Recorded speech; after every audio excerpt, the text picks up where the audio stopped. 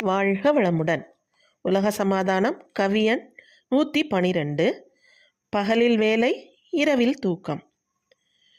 பொதுவாக முற்பகலில் தொழில்கள் செய்து பிற்பகலில் கலை நிகழ்ச்சி களியாட்டங்கள், புதுவிதமாய் குழந்தை வளர்ப்புக்கு அமைந்த பூஞ்சோலை நிலையம், ஆராய்ச்சி மன்றம், எது எதனில் எவருக்கு பிரியமுண்டோ ஈடுபட்டு ரசித்திடவே முறை வகுத்து இது விதமாய் அனுபவித்து எவரென்றாலும் இரவு மணி 9க்குள் உறங்க வேண்டும். மனிதர்கள் எல்லோரும் பொதுவாக காலை 5 மணி முதல் 5:30 மணி வரை காலை கடன், 5:30 முதல் 6 வரை தியானம், 6லிருந்து 7 மணி வரை ஆகாரம், 7 மணி முதல் 11 மணி வரையில் தொழில் செய்வார்கள். பிற்பகலில் ஒவ்வொரு தொகுதியிலும் அமைந்திருக்கும் புத்தகச்சாலை, விளையாட்டு மைதானம், குழந்தைகள் வளர்த்தோட்டம், கலைமன்றம், ஆராய்ச்சி மன்றம், விஞ்ஞானக்கூடம், ரசாயன சாலை இவைகளில் எங்கேனும் சென்று அவரவர்கள் விருப்பப்படி பொழுது போக்குவார்கள். இரவு 9 மணிக்குள் எல்லா வகையான நிகழ்ச்சிகளும் முடிவடையும்.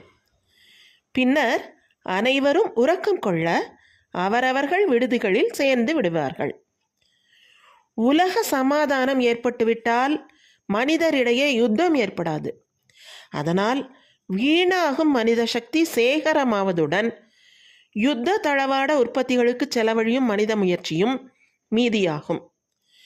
பணமும் வியாபாரமும் ஒழிக்கப்படுவதால் இதன் மூலமும் பல லட்ச மக்களின் உழைப்பு சக்தி மிகுதிப்படும்.